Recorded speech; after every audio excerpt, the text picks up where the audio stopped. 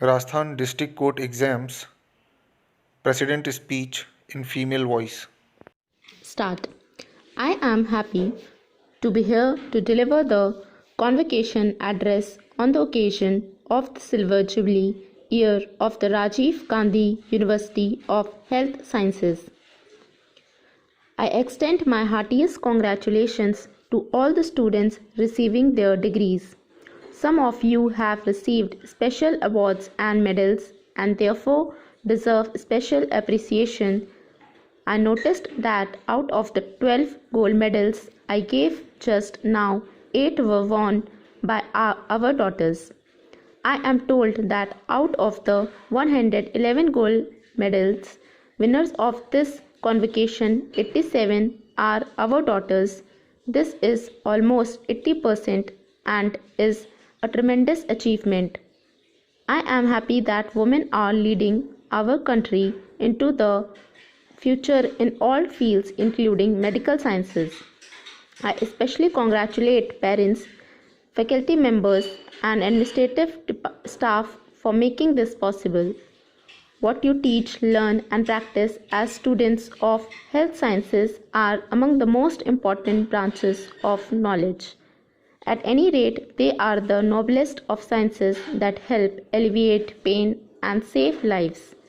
As you know, ancient India generated a highly developed knowledge base for healthcare. They called it Ayurveda, which means science of life or science of longevity. Your subject has been arguably the most important branch of knowledge during the past 1 year.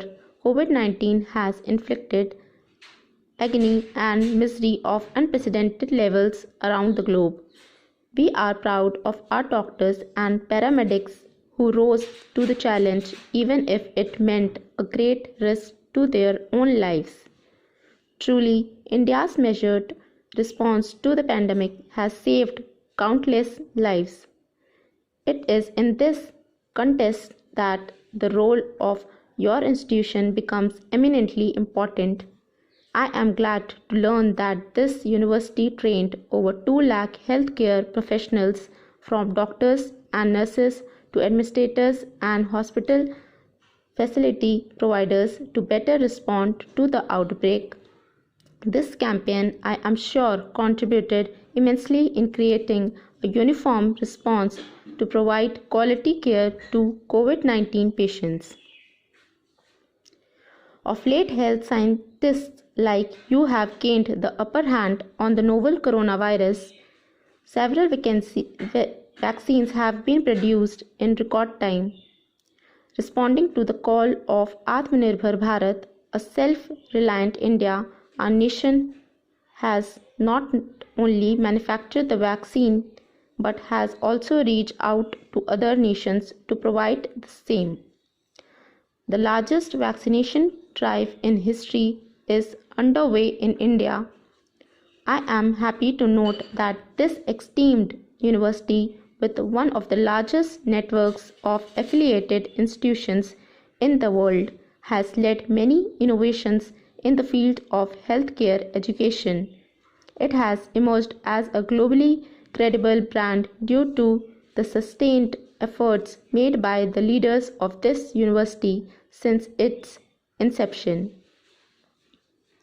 I am told that this large health sciences university in India has more than 800 affiliated institutions covering a wide range of courses in health sciences, including Ayurveda, Unani, naturopathy, and yogic sciences, homeopathy, as well as pharmacy.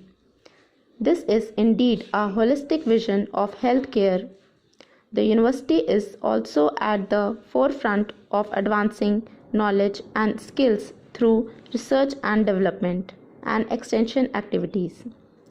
For this purpose, it has joined hands with select institutes of excellence in India and abroad. In today's convocation, about 8,000 undergraduates, 6,000 postgraduates, and 200 candidates of super specialty fellowship certificate courses and PhD are being awarded their degrees. The numbers are very impressive indeed. It is heartening to note that today the total pool of healthcare professionals in India goes up sustainably. Healthcare delivery in India is poised to undergo a change at all stages: prevention, diagnosis, and treatment. No single entity in the healthcare sector can deliver results and achieve outcomes. That spirit incidentally finds beautiful expression in what is called the universal prayer. Stop.